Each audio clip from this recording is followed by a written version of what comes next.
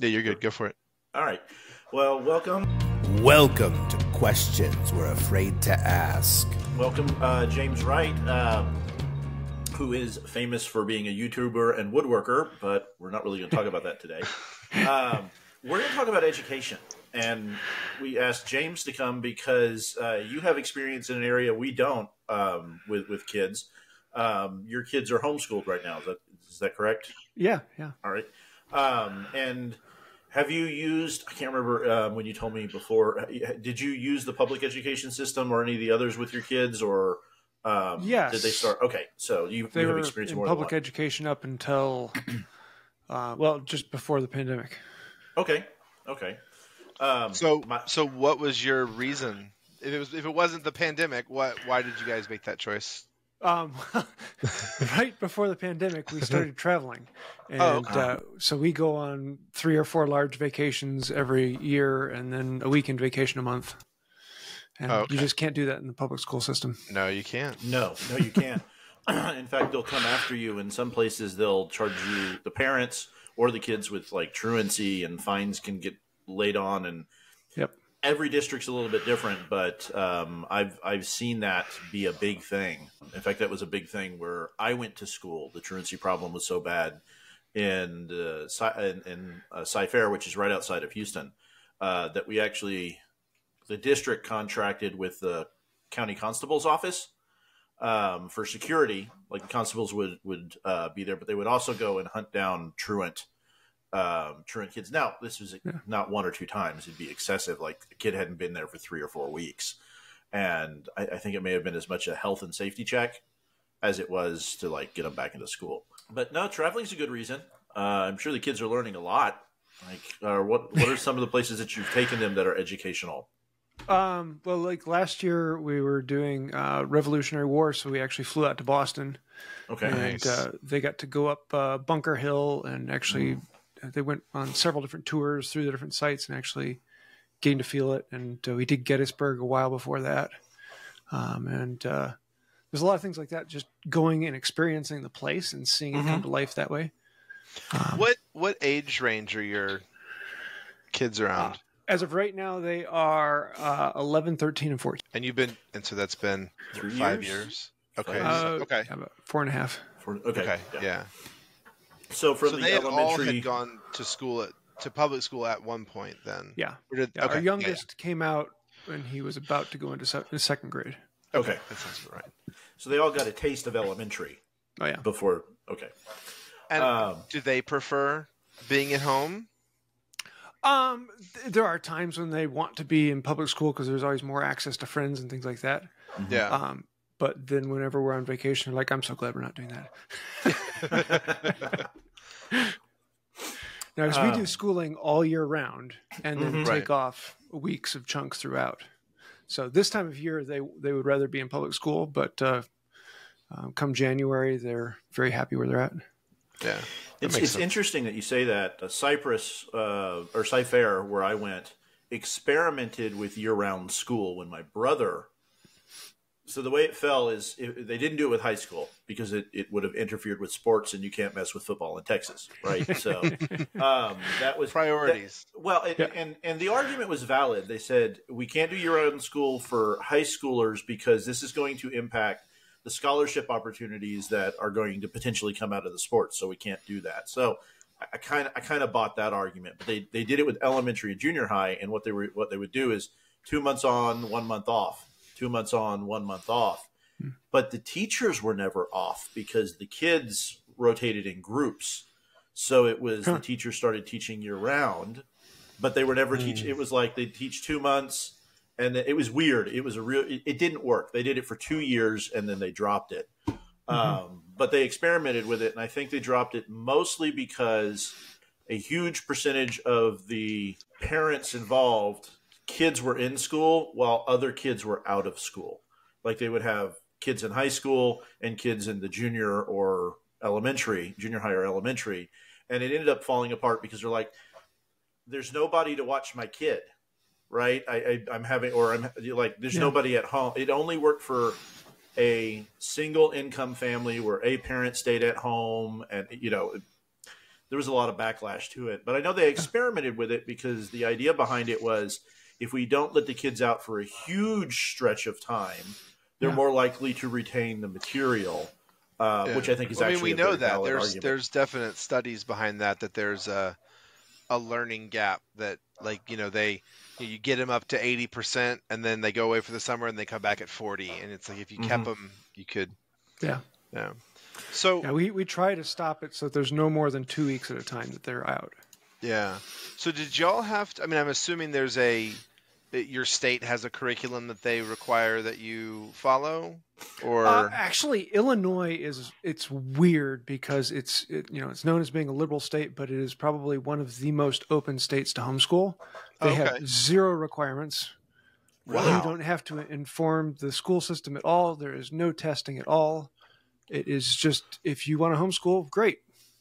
Wow. There are no rules to it, which is kind of scary. But I would assume that if they want at end of high school, they just take their GED and well, no. For high school, I'm the school. I write a diploma, and the colleges accept it. Wow. Yeah. How interesting. That's like, fascinating. Do the colleges accept that? Is that yeah. Okay. No, actually, I have a friend who has their kids, and their oldest just got accepted to Yale with a diploma that he wrote. Wow. So I'm guessing that also. But how do you hand in grades, and how does Yale assess the student's ability? I would guess there's essays. I write a transcript. Okay. They have to take my word for it. Wow. How interesting. So, because if they're going to be going to a college, there's lots of other things. There's essays, and if you're getting a particular program, you go through interviews and things of that nature. And okay. So it's honestly, when going to a college, your scores in high school are taken into account, right? But very few programs actually look at that as any rubric to judge by. That's fair. Yeah, that's fair. I know there's several different ways to do the homeschooling. There's the off-the-shelf stuff that you can just buy a program. There's co-op style programs, and then there's people who build it from scratch. Where do you fall, or what has been the most efficient way for you to move forward with that? For me, it was interesting because I was homeschooled almost all the way through. I was in public school through third grade, and then halfway through third grade switched to homeschool all the way through high school. Okay. My wife was public school all the way. And so when I was in it, I was book study through Abeka, which at the time was like the only homeschool curriculum you can get. And then for a while, we switched over to a co-op, which I kind of went to classes once a week with another group, and we all had the same curriculum. Okay. And then at the end, I switched over to video schooling with VHS tapes. And my last year was actually it was kind of a self-led weird thing, but yeah. Interesting. But for my kids, we use a program called Power Homeschool, which is a Celis curriculum, and so it's completely online. There are no books. There's no paper. It's all videos and online assessment. Okay, so there is a metric that you can go in and see if they actually did the work and take a test. If I wanted to, I could link to it if someone really wanted to see the metrics that they were taking on there. But I've never heard of anyone doing that. So are you is the curriculum set by the program? Like, this is the year you said, because you said we're going to do Revolutionary War this year. So I'm guessing you said this is the history that we're doing for everybody this year. Yeah, well, every curriculum is very, very different. Right. With a Celis, it is, you have this, every class you could ever take from kindergarten through high school, even AP classes, and you just have this huge long list of classes, and you're allowed to take 7 classes at any given time. Okay. So you can have 7, and you stage them all, so it takes a year. Or you can have, as soon as you finish this class, we'll throw another one into it, and you're just continuously rolling. And so most of the grades I'll do in order, but there's a lot of them where, he's really getting interested in 3D printing. And so, hey, they have a class course on 3D printing. It's a high school, but I'm going to give it to my 10-year-old because he's interested in it now. Yeah. That's fascinating. That's fascinating. I've been using the public schools for a variety of reasons. My ex was a public school teacher. We never even considered anything other than public school, and there's advantages and disadvantages to it that I found. And the real interesting thing is we were the Round Rock School District, which is considered to be one of the best school districts in the greater metro Austin area. And my oldest, was high functioning autistic, and it was like pulling teeth to get any help for him, to get him certified, to go through the special education stuff. And then I moved north to a Killeen ISD, and which is not considered to be as good a district, but they had so many more resources, so much more help. And I think part of that may have to do with they also service a military base here. And so like the counseling aspect and some of the therapy and the like working with other kids, and there was a lot more support for that here. Yeah. So it's just, it fascinates me. And I went and I dug in to figure out how they figured out best. It had something to do with like scores and college acceptance more than like what the kids are actually getting out of it. Yeah. Speaking of that, my daughter, we had her tested for autism 3 different times, once from us, and twice from her teachers. Mm-hmm. And every time it came back to, she's close to the spectrum, but we're not going to put her on it. And so she's actually been going to school since she was 3 years old in the public school system. Mm-hmm. So they had her in the really, really early programs. Mm-hmm. And she was always about a grade behind the grade she was actually in. Okay. And it was very different because we went through 3 different school systems, and it was wildly different. And it had absolutely nothing to do with their ranking, because the one we were out in Pennsylvania was considered to be the worst around, and they had an amazing system. Mm-hmm. And they met her where her needs were, and everything was worked around, and it was awesome. Yeah, and that's the experience that I got at the Killeen ISD. They worked with. In most ways, they worked with me. The only thing that I struggled with there, and this is where I think public school fails massively, and again, they're all different. But the structure at Killeen is, if you want to do any kind of like technical stuff or trade stuff or any of they moved it all into one building, instead of having a shop or at all the different schools or whatever. They moved it all into one central place. Awesome, great idea. But you had to take a class freshman year to be able to access it. And that freshman year, my son actually spent at a charter school while he was getting diagnosed at an inpatient hospital type place. So he had about 3/4 of a year where he was there, which was a very different experience.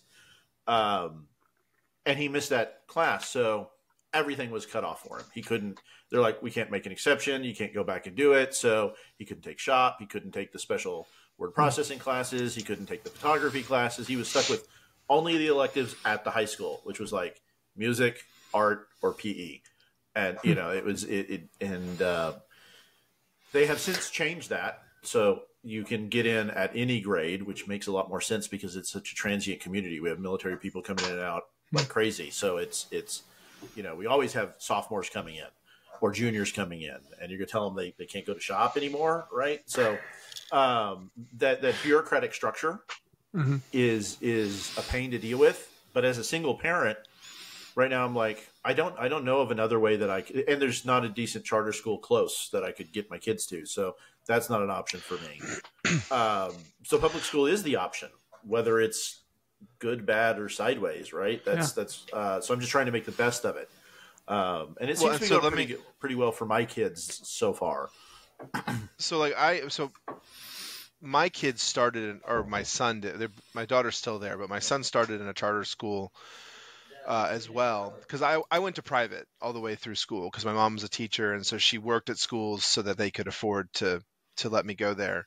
But it was all college prep, and it ended up not being my path to do college. And so when my son last year, we kind of got to that point where he was just like, I don't need to be in college prep. I'm not going to do college. It's not my plan. Like, he already kind of knows what he wants to do. And So we're like, all right, let's pull you out, put you in public school, and give it, not so academically challenging, but let you, because he was just struggling so much. And so I think that's the benefit that you get, is that you get to structure that. What I wanted to ask you though was, what is one of my biggest gripes about school is that it starts so early for kids, and kids need more sleep than. So I was going to ask you, what does your kid's schedule look like? I mean, you don't make them get up at 7 and start doing schoolwork, but like, what's that look like? Well, for me, it's our life is crazy flexible, because my wife works 2 days a week as a nurse, and she works nights. So it's actually effectively 3 days that she's out, even though during the day she's sleeping here. And so and whatever days she has are changing every week. Well, that's helpful. And so our schedule is, we never know what day of the week it is. And I sit down usually on Saturday, Sunday, or Monday, and I pull out their books, and I write down everything they need to do every day for 5 days. Okay. And the only thing is that all that 5 days worth of work needs to be done by the end of the week. And so usually they wake up and they go pull out their laptops, and they sit down and they start doing their school whenever they wake up. I have one kid who wakes up at 5 every morning, and that's just, he wakes up that time. I have another one who, if he gets up before 11, it's crazy. And so they just start school whenever they get up. And sometimes I need to run errands, and I say, okay, kids, stop doing school. We're going to go do some things. And they'll come back later. And then there'll be other days like, no, we want to go to the water park in the morning, and then they'll do schooling in the evening. But even that said, on a normal day, they have 2 to 3 hours worth of school, and they're actually accelerated. So it's something that they can flex around however things go. It's just a certain amount that they do. Now, I mentioned that, you're a YouTuber, right? So you kind of can build your work for yourself, basically, right? Yeah. And you just told us your wife is a nurse, and she's working nights a couple of days a week, which I get that like, I'm assuming it's like the 12 on, 12 off type thing. Yeah. Is that? Yeah. Yep. So you have a lot of flexibility. It sounds like you have a lot of flexibility in your personal life. Yeah. If you were having That's the only reason it can work. That was going to be my question, is like, if you were having to punch the clock, oh yeah, would this still be an option for you? No, I mean, the only thing is, if my kids were to the age where I could leave them at home and go work, and I was okay with that, and I could trust them to make sure they get it done, then it would work. But preschool, middle school, no. You've got to. Now, with the system I use, I'm not there watching them, because it's all choreographed for them. They just pull out their book, they pull out their laptop, and they do their school. And if they have questions, they come to me, but it's pretty rare, because the system they have is pretty good at. So it's not something I have to be watching them to do.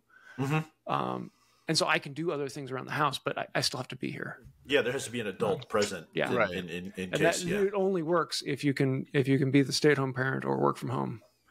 Like, I would have no problem working from home if I had a standard business job where I had my office and I could work, and they were doing school in another room. That would work out perfectly for it. But still, you would have to. So, kind of, Daniel, your situation where you've been working from home for the last 5, 10. I don't know. 5, 6, 9 years now. Yeah. Well, Daniel's been working from home for quite a while. Yeah. So you could make something like that work if you right. had to. I mean, my kids are home during the summer. They take care of themselves. Very rarely do I get interrupted by any sort of problem. So yeah, but then there's also the will they actually get the work done? But that being said, I mean, I know my kids got their work done during the pandemic when they were at home.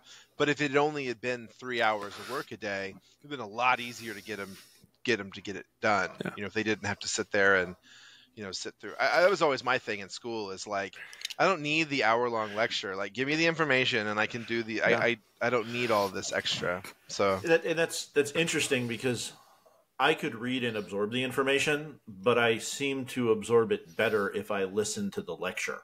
So I wanted the hour-long lecture. And I'm one of those weird people. I would listen, I would write the notes, and I would never reference my notes. But if I listened and I didn't write my notes, if I didn't write my notes, I had to go back and reread it. But it was the act of writing it down It kind of helped burn it like back that. into my brain. And occasionally I would go back and look some, like math and stuff. I would go look that stuff up. But yeah, so I don't know. Sometimes it seems like what's best for the kid, but how do you figure that? Oh, that's the crazy thing, is that every kid is wildly different. Like my oldest, she's had incredible learning disabilities. My middle, he's straight average. My youngest, though, he's 11 and he's a junior in high school. Wow. And he picks things up. He watches his videos on full speed and aces his tests. Every one of them have a different format for how they take it on, and a whole different set of classes that they're interested in. And so it's choreographing it to the individual. So I have another question, because this is one that pops up from people that I hear just complain about homeschooling and think it needs to just go away, which is, I think, is a stupid idea. But the one question I hear all the time is like, so how are you socializing your kids? How are you socializing your kids with other kids? Do they do extracurriculars? What if they want to play a sport? Like, how have y'all handled that aspect of it? Yeah, it's honestly one of the hardest things, because it's very, very easy to get into your own groove. And, my wife goes to work, I do my work, and we forget about the kids need to have contacts. And so it is finding those, and we do a lot of extracurriculars. We roll in sports. My oldest, she does drama, and so she's in local plays. And one of the nice things is with the public schools, we can still go do their extracurriculars. And so they can still join in on those. They can go do the plays, they can do the sports, or we can do the outside sports that aren't part of the school. There's our church is a big part of that. We spend a lot of time trying to make sure our kids go outside and meet the neighbors, because it's people don't talk to their neighbors as much. It's nice to be able to say, go talk to Johnny. Yeah, go see if he's home. Yeah, and it's interesting because I'm struggling with that with my youngest a little bit, because the way it's set up, my parents are watching him after school, because I have to drive into the office 3 days a week, and it's an hour and 20 minutes each way, right? Which is not killer. I'm from Houston, so everything's an hour away. But I'm using their address right now because he's not old enough to be off on his own. So because of that, even though they're only 4 miles away, he goes to a different elementary than the kids next door do. So now, granted, there's not a lot of kids like in the immediate area where I live, but there is in the overall subdivision. So we have any of the connection with kids, they're not right here. So it's not like go talk to Johnny. It's like, oh yeah, Johnny lives 4 subdivisions over. And so if we, every time we go to a birthday party or this, it's going somewhere else to do that. Now, I'm not going to complain because he spends every afternoon on 30 acres, running around, having a blast at my parents' place, and it's free daycare, which, that's that is life-saving as a parent. But as he gets older, I want to move him to, like, when he gets into middle school, to start going to the middle school. And this may happen anyway because of the way that the tiered structure works. There's a lot of elementaries and there's fewer middle schools and fewer high schools. We'll probably all go to the same middle school. I want him to go to the one that will drop him back off here at the house. So hopefully he gets to know some of those kids. But my oldest wanted to play football. He played football. We had him play soccer. And then I put him into scouts when all of that stopped working. And so that was where we got a lot of that from. My youngest has not been as interested. Like, he could care less about sports. They're kind of, my personality split in half. My youngest has joined our D&D group, and so we play Dungeons and Dragons, and my oldest would be like, I have no interest in that at all. Let's go camping. So I'm going to be putting, as soon as school starts, because that's when they're starting back up, my youngest in scouts. So I can try and build a more structured friend group that I know, because that they happen to meet on a day where I work from home. So I'll be able to go to it, meet the other kids, meet some of the other parents. But yeah, that seems to be a struggle for me, even in the public school system, is like getting him socialized and working with all the other kids. And everybody's he's doing a good job at school now too. Yeah, there's that too. And and every year a third of the kids here seem to move out. Again, it's a military town, so that's happening. But he doesn't seem to have a problem relating with other kids his age. It's just I just don't happen to know them, and we're not right there. Yeah, that's the thing with our kids is you put them in a group of kids they've never met before and give them 5 minutes and they're all friends. Mm-hmm. Yeah. And my daughter particularly is great at getting people's contact. And she has a list of people that she has several friends that she's met on cruise ships over the past. And, she'll never meet them again in her life because they live in who knows where. But she still messages them every week. So there's a lot of... Well, that's cool. What's fascinating about that, combined with technology, the world's getting smaller. Right. Yeah. So you can, because I think, if I had met somebody when I was in junior high, I'd have to write him a letter and send him a stamp and then wait for him to come back. The old pen pal. And that did happen a few times, but it always kind of petered off. Yeah. Now it's like FaceTime, Messenger, WhatsApp. It's that instant communication. Well, it used to be, I've lost track of people because the only place I had them was through Facebook, and I don't Facebook, and so you sort of. But now that you got texting and all that kind of stuff, you don't have to worry about that anymore. So would you say the homeschooling, it sounds like it's been a net benefit for your kids. And I know there's other, not necessarily the way you're doing it, homeschooling options, like maybe for the co-op or that kind of thing where it's not a charter school, but it's a homeschool group, but maybe they meet during the day. What do you think the best option is for your kids? Like, if everyone you could pick is very different, because there are parents. There's different reasons for going into homeschooling. There are parents who go into homeschooling because they want to control the curriculum, and in that case, you usually have someone who gets math from this place and reading from this place and history from this place, and then they'll issue read these pages but don't read these pages. And that's one thing that some people get into it, and those are the people where you've got to have you stop being a mom or dad and you're the teacher, and it's your full-time job teaching. And then there is the co-op model where you're giving the curriculum to someone else, but they're still having to do all the work at home except for when they meet up. And those are kind of nice, but they're actually really, really rare, and they tend to be something that kind of comes and goes. It's very, very rare that you find someone who actually stayed in a co-op for very long. Okay. It's just kind of odd. They don't stick around. Does the group fall apart, or do people just sort of leave? It's all different reasons.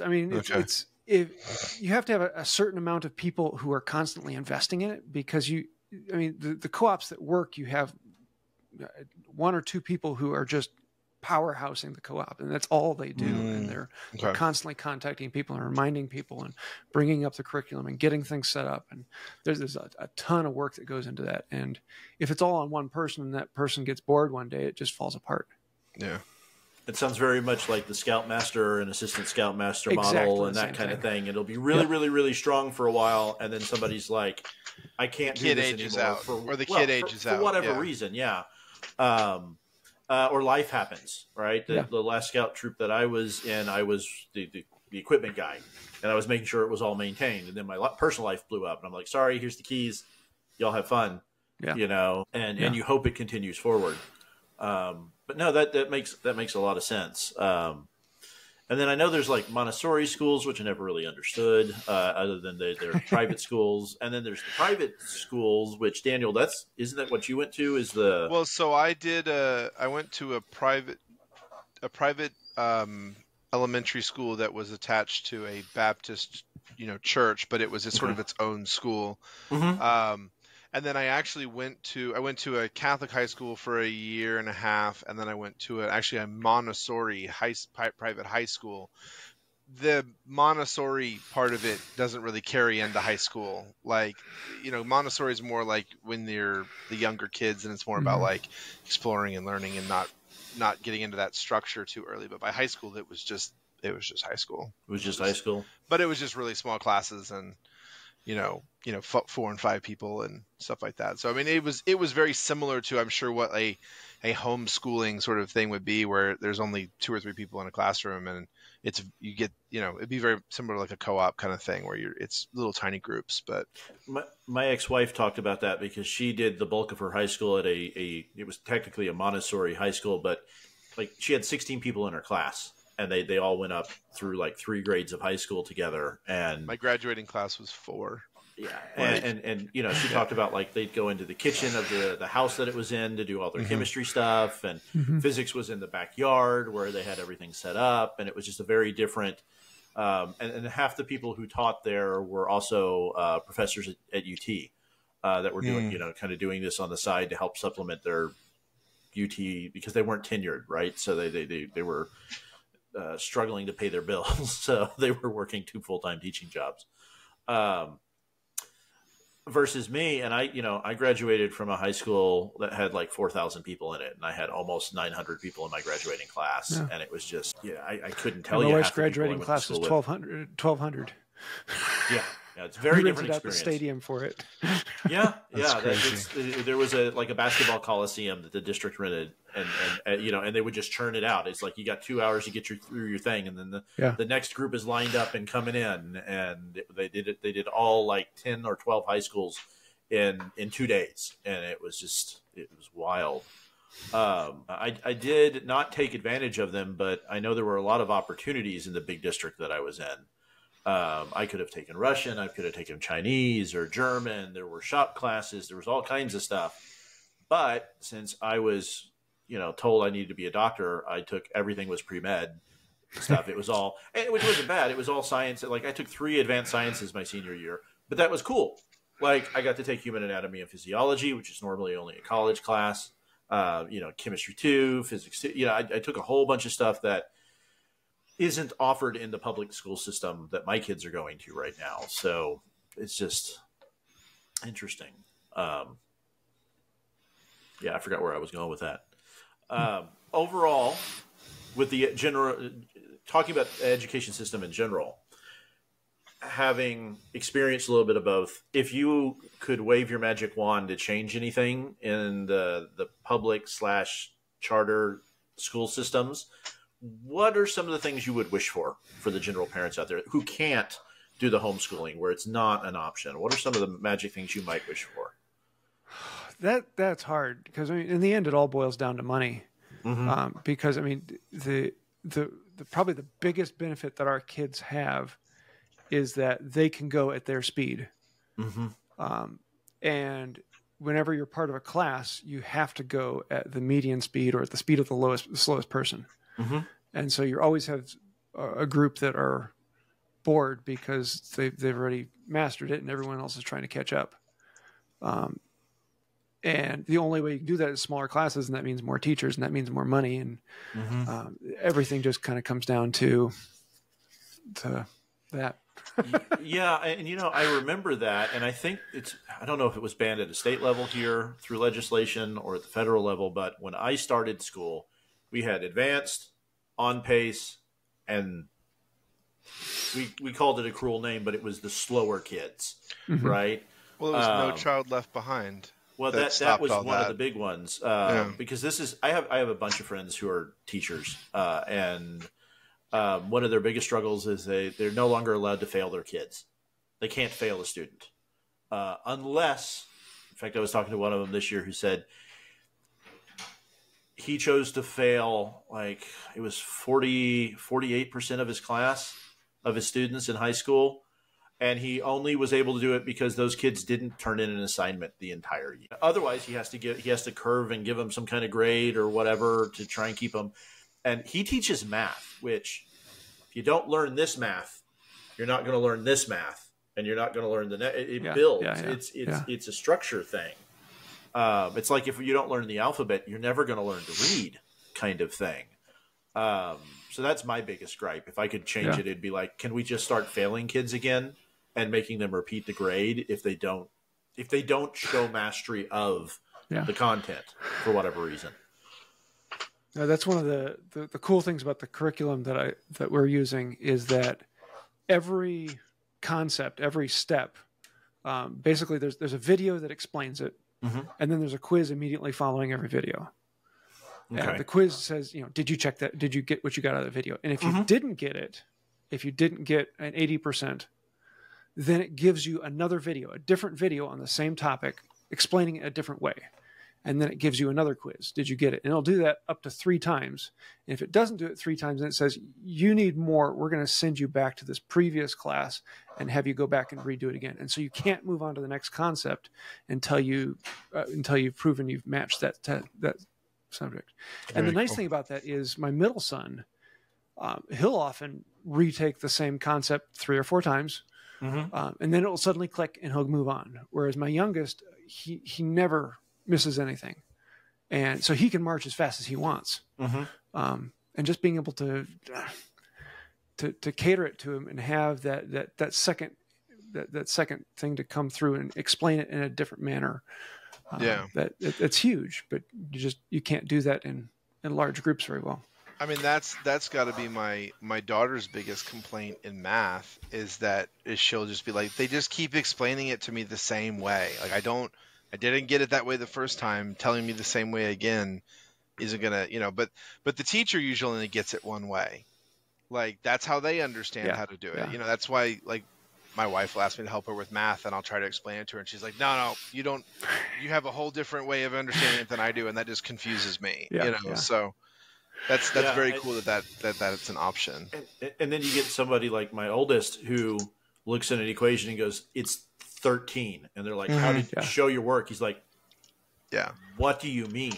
Yeah. It's 13, and that was his biggest struggle because it's that autistic savant type thing. Yeah. And those, but he eventually got to a point in math where he had to actually do the math and he didn't know how to do the work. And so in like, was it trig or maybe it was calculus or something. He had to learn like basic arithmetic formula, like how to like write it out and do it all. And because he never had to do it before, it just clicked in his brain.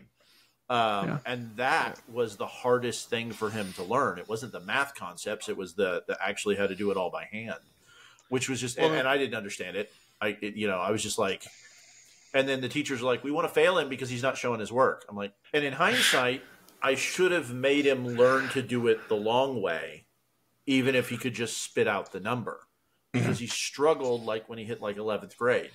You know, and see, we've talked about this before. I ran into the same problem, sort of the same thing of just like, but I didn't run into that problem until high school because I did it for all the little stuff, but it would be like, and once I got into geometry and calculus and stuff, where I would like, I do the first half of the equation and then I get to a point where I go, oh, it's 7. And I eventually had to go in and, petition the principal, and they made me take a test in front of them to prove that I wasn't cheating. And they were like, well, look, he doesn't need to write it down. Like, it's not that important.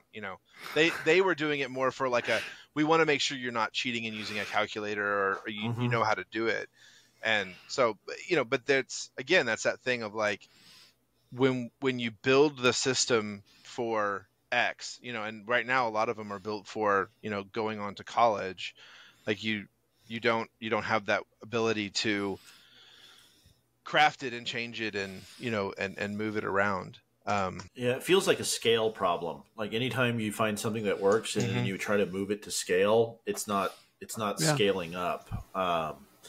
And it's funny. All right, let's go back to one-room schoolrooms. I'm up for it. And it's funny that you talk about money because I watch the budgets for these public schools just get bigger and balloon more and more and more, and it feels like the quality is dropping further and further and further down. And I just am trying to figure out what's driving this. What's driving the high cost and low quality output.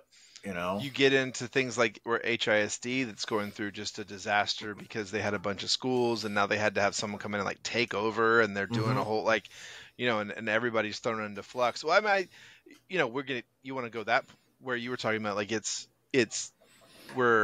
too much administration. Like, it's too many bureaucrats in the school system deciding, all the different things and how good you are and not, and we're not focusing. You're spending all the money up here and you're not spending any money on the teachers, and we need to be paying the teacher, That's that. We need to take 1% of the military budget and put it into the school system, and that would just fix a million problems. Let's not talk about the fact that the Austin school district is talking about building low-income housing so teachers can have a place to live, because seriously, they're like, our solution is we'll build a bunch of apartments and a bunch of one-bedroom apartments, and if you're a teacher, you can live there for like a third of your salary, and that will let you live in the city. And it's like, it's only going to cost us like $300 million to do it. So give us more money in a bond package in your taxes. And I'm just like, no, let's pay them more, right? Let's figure out how to pay the teachers more. Or what they did for Colleen, they said, we're going to give everybody like a 4% pay raise. We're going to give you a week off in October and not cut your pay. So now we have fall break, and then we have spring break. And I added it up, and in the fall, my kid is going to be out of school for something like 32 days total, with all the breaks between the Christmas and the Thanksgiving and the fall and all the one-off holidays. And then after Christmas is over, he gets like 3 days off the next semester. So you get all this time in the first where you're not there. And then it's just like, let's just push through the back half of the year when everybody's burnt out anyway. But then to call that a pay raise felt like a slap in the face to a lot of the teachers. And then they're like, and we're just going to add 5 more like pre-work days where you have to come in, and we're not going to pay you for them to get ready for the year. So they didn't actually get any more time off. So yeah, you were talking about the one-room schoolhouse. That's actually one of the things that I love about this is anytime one of the kids has a problem, I don't go and answer their question. I say, go talk to Melody. Yeah. And it is beneficial because then Melody gets to rethink through something that she had to do in the past. Right. And so she has to bring those brain cells back into play. But then it also gives her the chance to not only know the subject, but explain the subject. Right. And that is, I've been surprised at how that has really locked things in. Into memory and use. I don't know where the quote comes, but I've always heard the quote of like, there's no better way to learn something than to have to teach it to someone else. Yeah. That sounds exactly what you're talking about. I know it's probably a bunch of places, but in the Dresden Files book series, which is a great book series if you haven't read it. He does talk about that. He at one point, the main character gets an apprentice, and he has to go back to teach all the basics of like meditation and all this, and he has to basically relearn it at a level he never really mastered, so he could then explain it to somebody else. And he's like, teaching is the best way to really learn something, because not only do you have to have the concept of it, you've got to be able to show how to do it. And Daniel and I deal with that at work all the time because we train at work. So we're always having to figure out how to explain something. And sometimes we teach virtually, and sometimes we teach in person.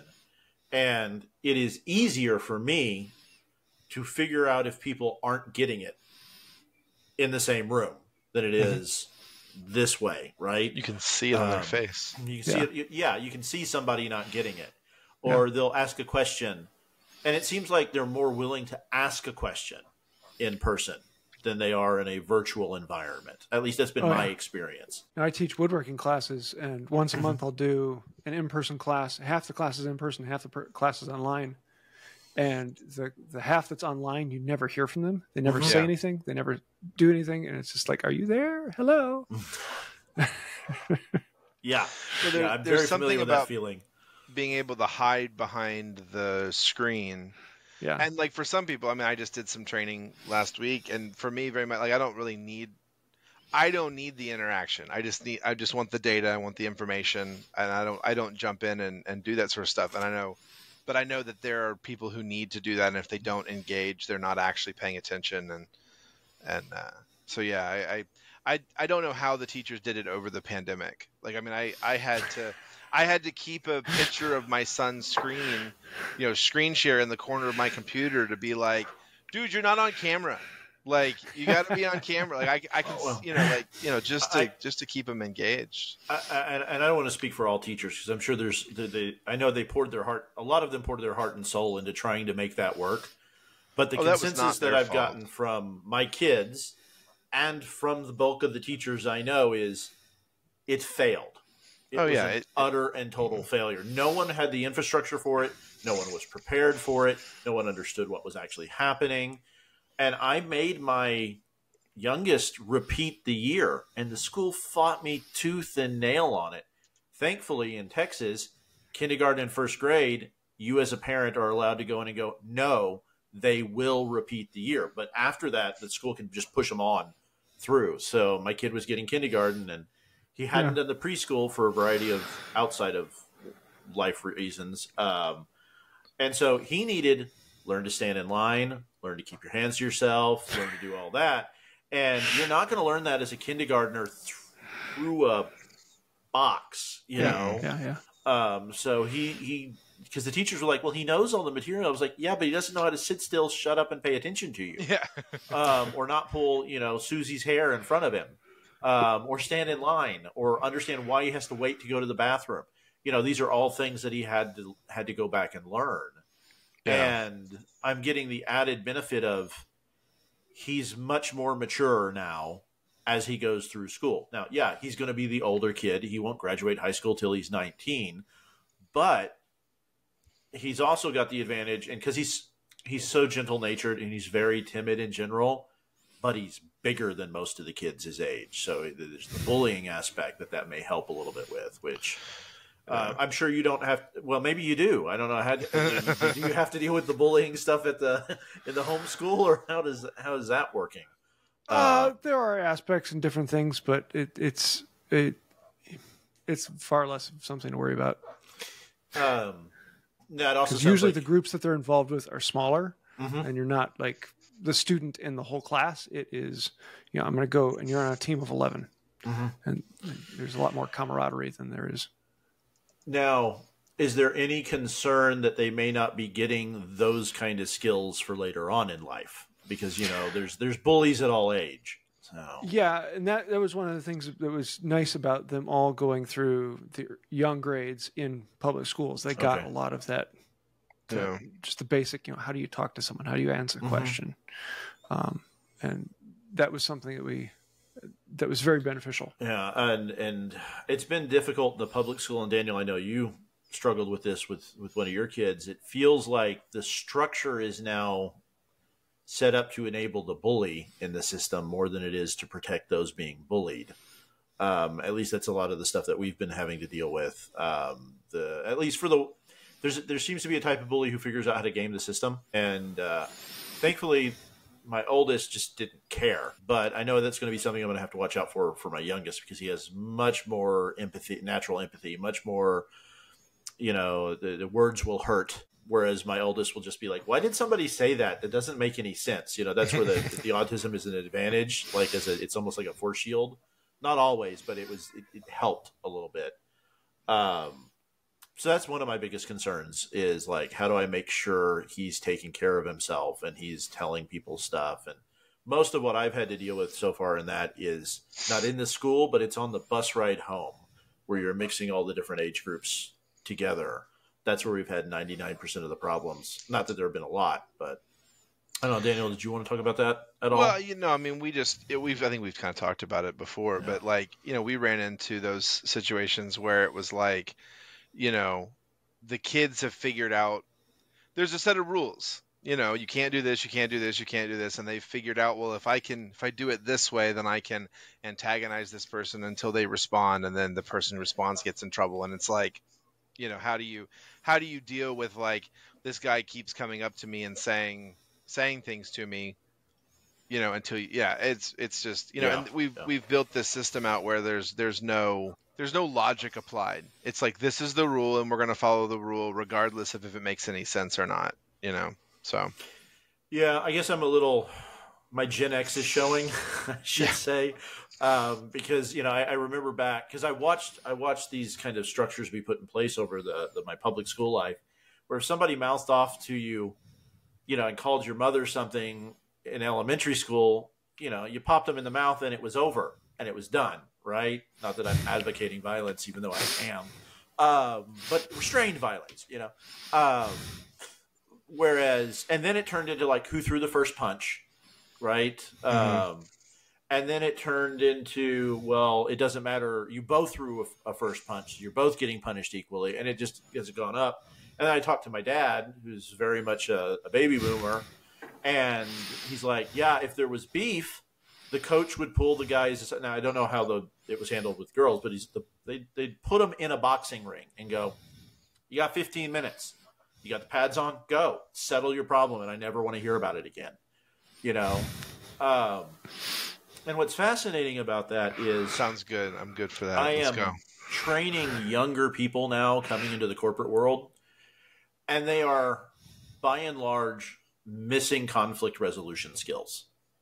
To the point where it's affecting, like, potential job performance. Like, I spoke with customer X, and they said this thing, and that offended me, so can I hang up now? That kind of an attitude type thing, right? Or I can't get along with coworker Y because coworker Y has a different opinion than I do. And not that it's not that it's a supercharged political season right now where people have a lot of opinions or anything.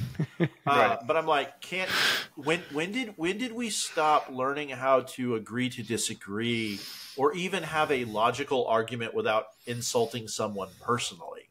Right? When did we stop teaching logic? Right. And rationalization. And I can't pinpoint it, but it feels like I watched it happen. And I don't know. And James, you said you were homeschooled, so, you had a different experience, even though I think we're close-ish to the same age. So, I don't know. You have any opinions on that? Yeah. I mean, I see some of that. Yeah. It's kind of one of those things where there's different things that every generation has to go through differently. Yeah, it's true. What's funny is the biggest example of that I saw was actually in grad school, and we were given an assignment. I went to seminary, and we were given an assignment because the professor was like, "All right, I need you to write down: are you pro-life, in the middle, or pro-abortion? Where do you fall?" And then we had to write it in and give it to the professor. And he's like, all right, everybody, I want you to understand, everyone has to argue the point they don't agree with. We're going to have to do that. So the people who get up and start saying they want to stop abortion think that abortion should happen, right? You need to understand that. And it was amazing to watch, like, the instant, like, personal attacks that were starting to sling out. They're like, look, these people don't even agree with what they're saying. And it's just like, and this is a group of people who there's only like 30 of us.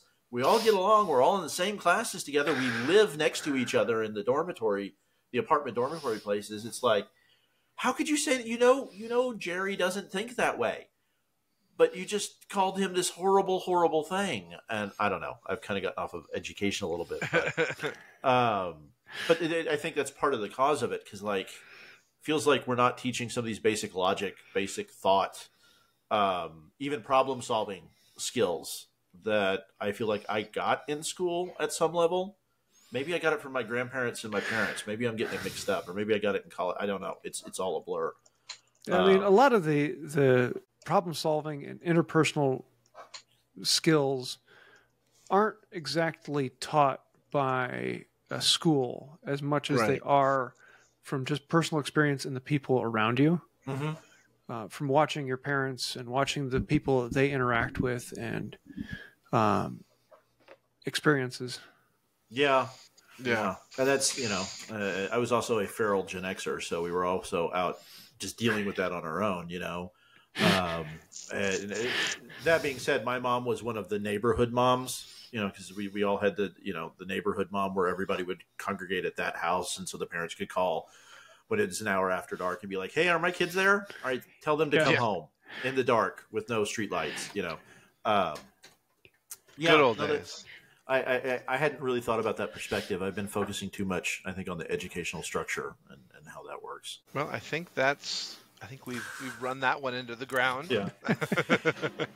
So I do have one more. Sorry, I do have one more question. So you said like your youngest is flying through things at an accelerated rate, which is awesome.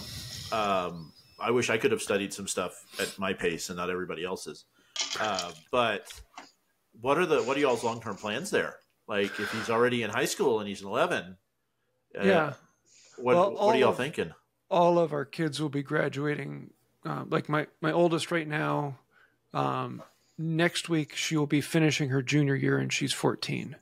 So she'll probably be graduating when she's, almost 15. Probably a little before that. Most local colleges won't accept anyone who's under 14.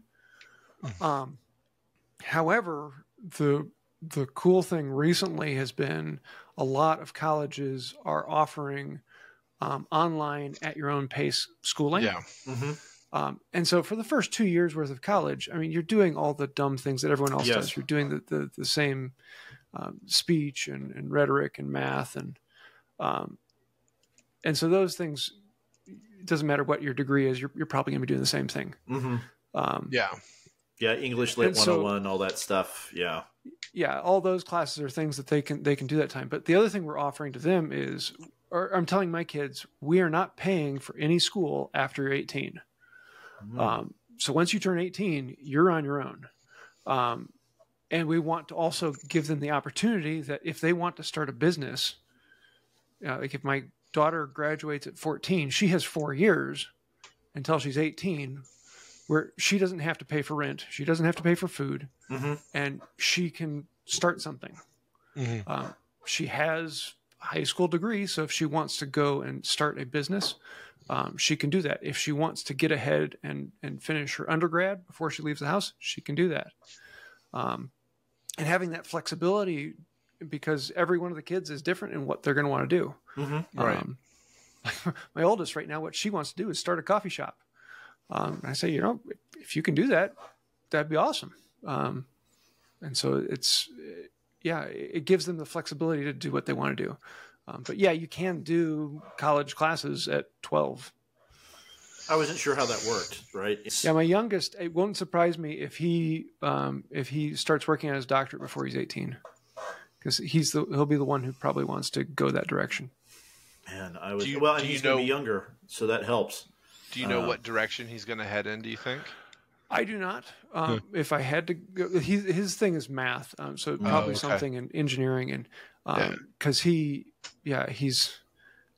doing trigonometry at 10.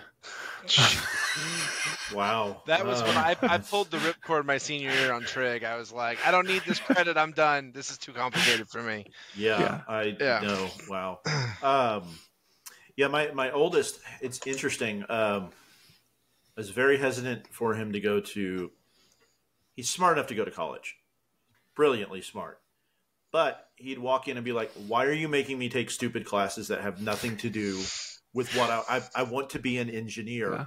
I don't want to read this stupid book about Shakespeare. I hate it. I have no – and he just wouldn't do it. And so, we've talked back and forth, and I think with maturity, he may get to a point where he will be able to go and get a degree if he chooses to. But now he's going to trade school.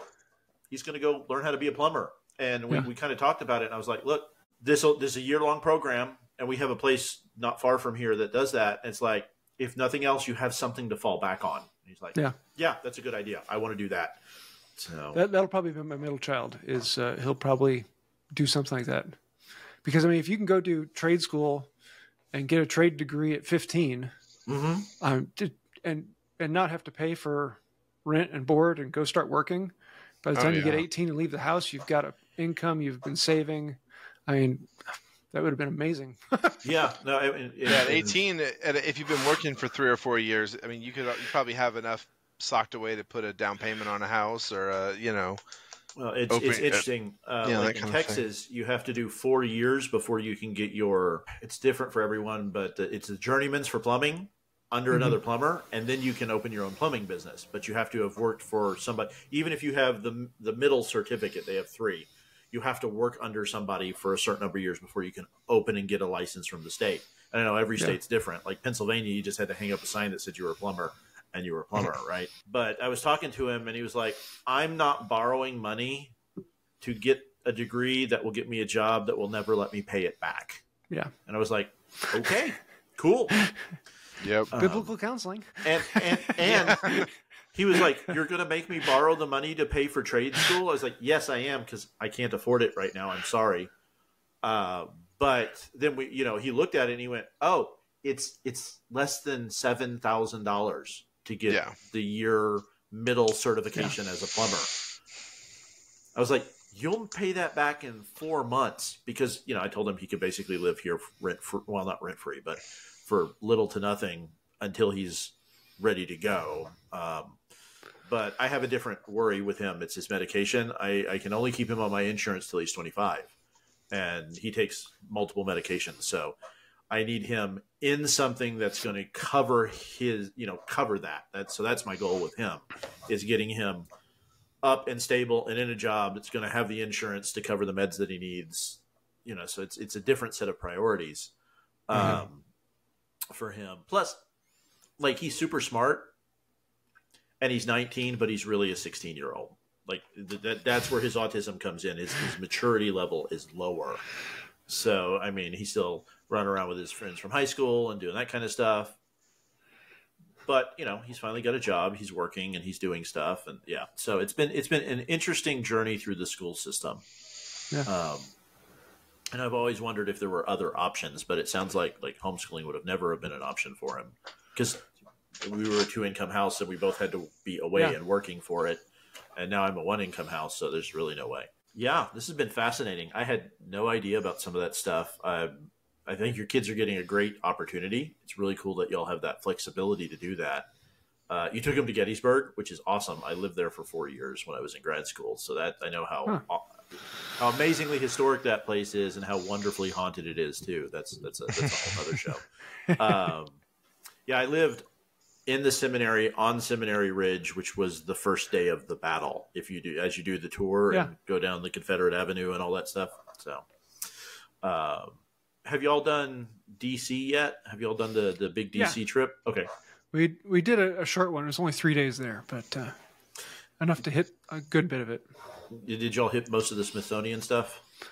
We actually didn't get into the Smithsonian. We were focusing on government. Okay. If you get the chance, the Smithsonian museums are awesome, except for the natural history one. Yeah. And it's not their fault, but you walk in and almost every exhibit says not accurate. And you can tell that most of it was put up in the 70s. Yeah. Well, the plaques are wrong, and all the hominid stuff is wrong, but you still get to see the Hope Diamond, and there's still a lot of cool stuff to go see there. The aerospace one is one of the most amazing. I spent 2 days, and I don't know if I covered the whole thing. I will say it's a rough go, but the Holocaust Museum is very educational, but it is a rough education. Let me put it that way. Yeah, the American history one is awesome too, and then all the monuments and things like that. Like my dad didn't do Vietnam, but he had a lot of friends who did, and so we went to the wall, and he was able to find. Yeah, it was just I hated going into DC because for a semester I had to take a class there, so I had to commute in 1 day a week. But the museums and stuff are just top tier, absolutely top tier. So cool. Well, thank you very much, man. We really appreciate you coming and joining us for a non-woodworking topic. So my pleasure. It was a lot of fun. Cool. Awesome.